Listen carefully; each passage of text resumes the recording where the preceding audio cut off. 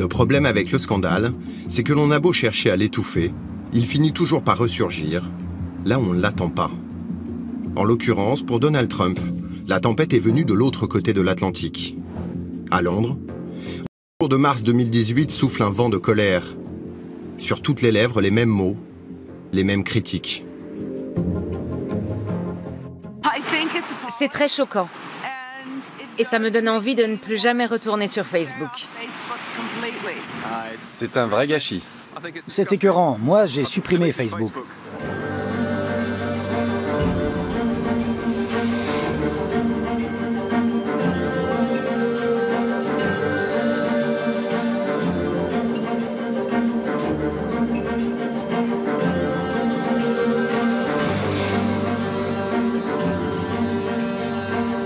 What is being uncovered now is one of the most shocking scandals in American history. Facebook, le plus grand réseau social au monde, est au centre d'une violente polémique. Accusé de ne pas avoir suffisamment protégé les données personnelles de ses utilisateurs, il est depuis plusieurs jours sous le feu des critiques. Un mouvement appelant carrément à le supprimer a même été lancé, relayé par de nombreuses personnalités à travers le monde.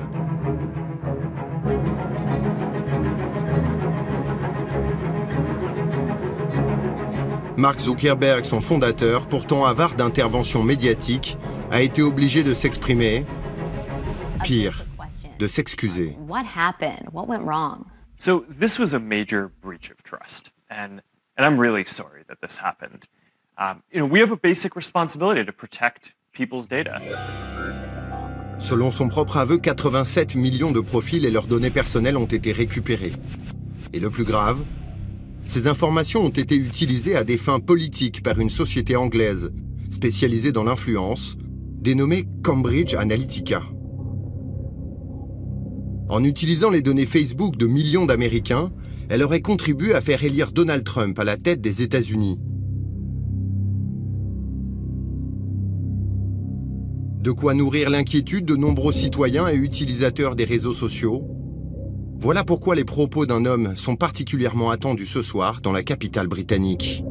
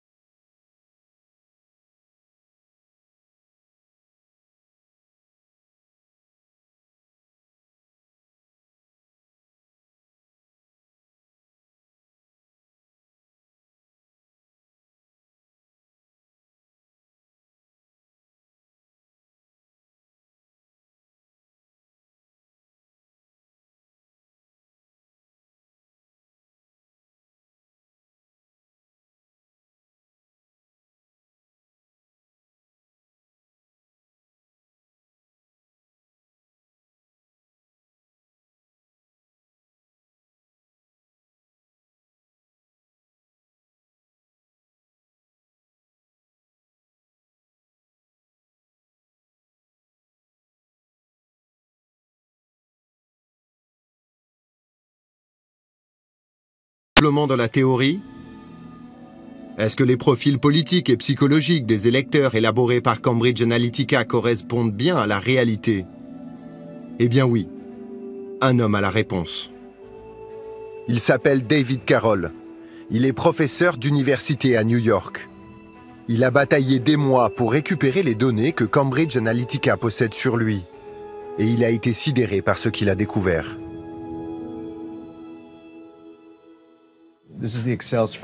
Voici le tableau Excel qu'ils m'ont envoyé. Il y a 3 onglets, données fondamentales, rapports d'élection et modèles. D'un côté, des dizaines d'informations le concernant glanées sur le web par la firme. Là, il y a tout sur mon activité en tant qu'électeur. Des choses qui, normalement, devraient apparaître dans le dossier de ma carte d'électeur. Et tout est correct. Il y a la date de mon inscription sur les listes électorales, ma date de naissance, mon adresse avec le code postal, le numéro de la rue, etc. Mais aussi mes données de recensement et tous les différents scrutins. Élections au Congrès fédéral, au Sénat de l'État, à la Chambre des députés de l'État, élections locales, et ensuite on a les données consommateurs, comme les données marché, les données FIPS, encore une nomenclature pour les électeurs et consommateurs. De l'autre, l'interprétation psychométrique de sa personnalité. C'est comme ça qu'ils arrivent à affiner leur analyse et à cibler. Le modèle, c'est mon profil. On voit qu'il y a différentes thématiques, classées par ordre d'importance. Là, c'est mon affiliation politique, officielle et supposée. On voit clairement qui était dans leur ligne de mire. Je ne suis pas désigné comme démocrate ou républicain, mais juste comme sans doute pas républicain. On voit aussi à travers les thèmes que le modèle vise à trouver des électeurs conservateurs, et en particulier des électeurs qui seraient au départ identifiés comme démocrates, alors qu'ils vont en fait voter républicains. Être capable d'analyser ces données jusqu'au niveau du code postal et de chaque circonscription, cela permet un géociblage extrêmement précis. Et c'est comme ça qu'on peut jouer très finement sur les élections aux États-Unis. Je pense que si les Américains savaient que ça se passe comme ça, avec l'implication de sociétés situées à l'étranger, ils seraient scandalisés. Financé par Robert Mercer et dirigé par Steve Bannon, Cambridge Analytica propose tout naturellement ses services au candidat Donald Trump. Pendant plusieurs mois, celui-ci refuse cette offre, mais un événement inattendu de l'autre côté de l'Atlantique va le faire changer d'avis. Total number of votes cast in favour of leave was 82,000. Le 23 juin 2016, au Royaume-Uni, coup de tonnerre. Les Britanniques choisissent par référendum de quitter l'Union européenne. Personne ne s'y attendait. Le camp du Brexit a mené une campagne très offensive sur Internet. Et grâce à qui? Cambridge Analytica. Carol Cadwalader a rencontré Andrew Wigmore, le directeur de la communication du Brexit, pour lui demander quels étaient leurs liens avec la firme psychométrique. J'ai pris un café avec Andy Wigmore et c'est lui qui m'a appris que Nigel Farage, le leader du parti UKIP, était en très bons termes avec Robert Mercer et sa famille. Je me suis dit, tiens donc, c'est très intéressant, car à l'époque, personne n'était au courant. Andy Wigmore m'a expliqué que c'était les Mercer qui avaient présenté la société Cambridge Analytica au camp du Brexit et qui leur avaient suggéré de faire appel à ses services. Il m'a dit, vous savez, on fait tous partie d'une seule et même famille. Politiquement, on a les mêmes objectifs. Alors c'était comme un coup de main entre amis. Et du coup, on n'a même pas eu à payer Cambridge Analytica. Ça leur faisait plaisir de nous rendre service. À la fin du mois de juin 2016, la collaboration entre Trump et Cambridge Analytica est actée. Le 29 juillet, un premier paiement est envoyé à l'entreprise anglaise. On en retrouve la trace dans les comptes de campagne. En tout, et en 4 fois, ce sont près de 6 millions de dollars qui seront versés à Cambridge Analytica entre juillet et octobre 2016. Dans le même temps, le comité de soutien à Donald Trump financé par Robert Mercer va lui aussi verser 5 millions à Cambridge Analytica. En définitive, la firme anglaise touchera donc 11 millions de dollars pour s'occuper de la campagne Trump.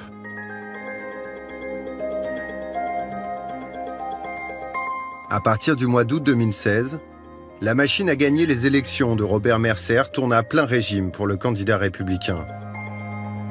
Reste à trouver la stratégie pour bien l'utiliser dans le cadre de la campagne américaine.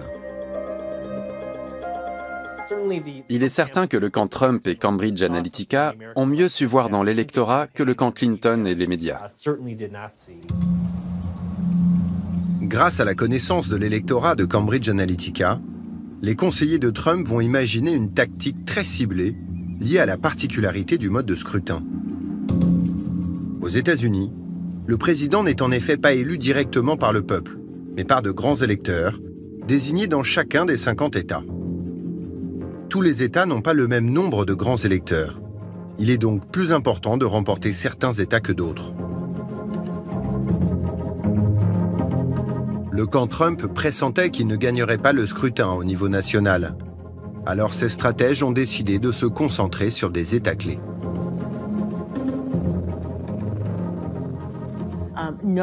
Comment fait-on pour gagner quand même alors que l'on sait que l'on va perdre au nombre de voix au niveau national? Eh bien, on fait main basse sur les grands électeurs. Et pour ce faire, on identifie les endroits à cibler pour faire basculer un nombre finalement limité de personnes. Trump a fait campagne à des endroits où les gens se disaient « Mais qu'est-ce qu'il va faire là-bas? Ce n'est pas là qu'il faut aller. » Et pourtant, il y allait. La stratégie a consisté à cibler des États traditionnellement ancrés dans le camp démocrate, comme le Michigan, le Wisconsin et la Pennsylvanie. 3 États que M. Trump a finalement remportés en novembre. Voilà la stratégie que propose Cambridge Analytica. Non pas tenter de convaincre des millions d'Américains sur tout le territoire de voter Trump, mais plutôt cibler uniquement les quelques dizaines de milliers d'électeurs dont la firme sait, grâce à ses analyses, qu'ils sont chancelants. Robert Mercer est quelqu'un d'extrêmement intelligent. Vous savez, ce qu'il fait, c'est du trading algorithmique. Tout consiste à trouver cette minuscule avance, cette toute petite longueur d'avance sur vos concurrents, puis à en tirer parti pour faire toute la différence. Et c'est ce qui vous permet de réaliser des profits monstrueux. Pour moi, toute l'idée d'utiliser les données et le potentiel de manipulation qu'offre une plateforme comme Facebook, c'est que cela peut suffire à vous conférer cette longueur d'avance. Vous n'avez plus ensuite qu'à l'exploiter à travers des fake news et toutes les autres techniques et stratégies. Voilà comment les scientifiques de Cambridge Analytica procèdent. Grâce à toutes les informations dont ils disposent sur l'électorat, ils ont défini 32 types de personnalités réparties sur l'ensemble du territoire. Ils vont envoyer des milliers de messages individualisés, en ciblant les personnes jugées les plus névrosées ou inquiètes, et donc les plus susceptibles d'être sensibles aux messages anxiogènes de Donald Trump. La firme en a repéré beaucoup dans 3 États, le Wisconsin, le Michigan et la Pennsylvanie. 3 États qu'elle estime pouvoir faire basculer en faveur de Trump. Dans un communiqué de presse, Cambridge Analytica explique d'ailleurs ouvertement sa stratégie. Quand dans les dernières semaines de scrutin, les scientifiques de la firme ont recalculé l'abstention potentielle et du coup, recalibrer leur modèle pour montrer comment Donald Trump pouvait l'emporter, le candidat républicain s'est rendu plusieurs fois dans les États du Michigan et du Wisconsin. Reste une question sur laquelle la firme anglaise ne s'étend pas. Comment a-t-elle fait pour justement toucher ces fameux électeurs très ciblés?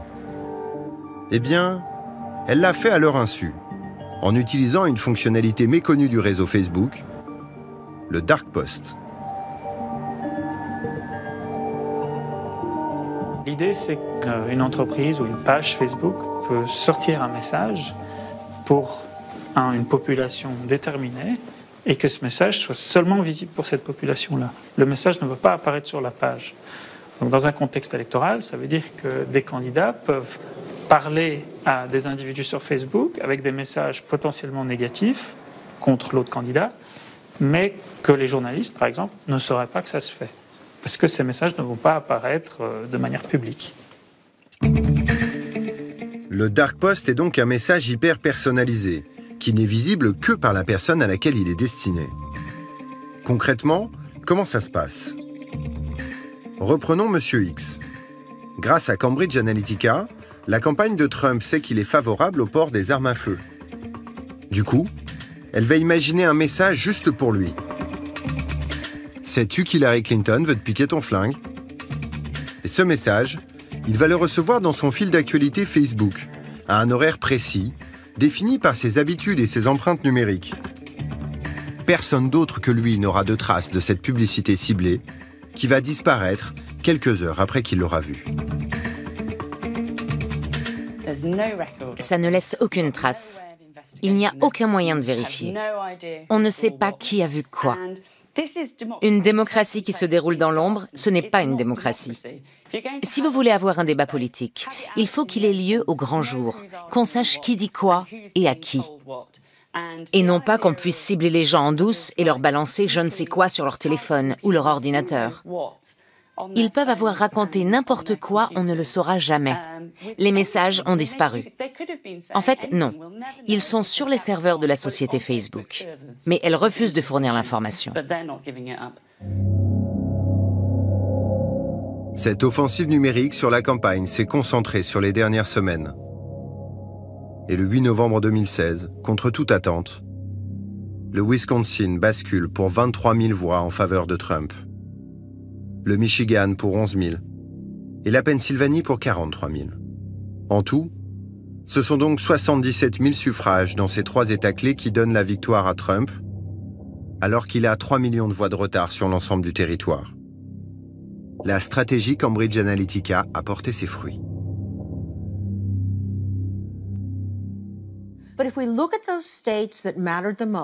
Si on regarde les États qui ont le plus compté, le Wisconsin, le Michigan et la Pennsylvanie, le groupe des indécis qui ont basculé en faveur de Trump au cours de la dernière semaine l'a fait avec un écart beaucoup plus marqué. L'avance de Trump sur Clinton était de 10 points, voire de 17 points, je crois, et même dans un cas précis, de plus de 20 points parmi les gens qui se sont décidés dans la dernière semaine.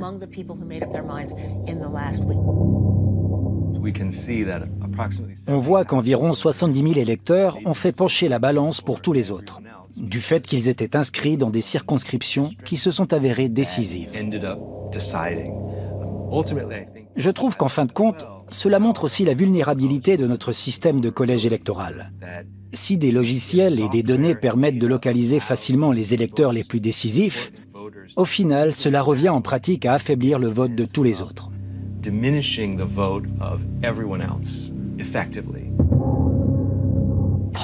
La politique et la démocratie, ce sont les nouveaux domaines déstabilisés par la technologie. On savait déjà que la technologie avait perturbé la presse écrite, le journalisme, la musique. Il ne manquait plus que la politique. On n'arrête pas de parler du pouvoir disruptif, perturbateur de la technologie. On cherche toujours de nouvelles technologies disruptives.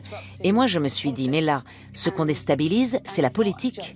Et pas juste la politique, mais la démocratie. Et le grand perturbateur, c'est Donald Trump.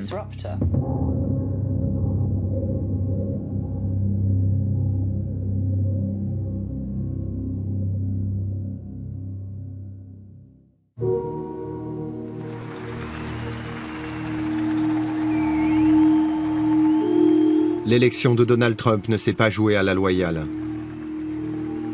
Jamais un candidat à la présidence n'avait autant usé du mensonge et de la dissimulation. Et ceux qui l'ont soutenu dans l'ombre sont aujourd'hui payés de retour. Tous les proches de Robert Mercer, sa fille Rebecca, Steve Bannon, Kellyanne Conway ou encore David Bossie. Ils ont tous rejoint la garde rapprochée du nouveau président. La responsabilité de Cambridge Analytica est désormais clairement engagée. La firme a fait faillite à la suite de la révélation du scandale. Cela ne l'empêchera pas de répondre à la justice en Angleterre et aux États-Unis.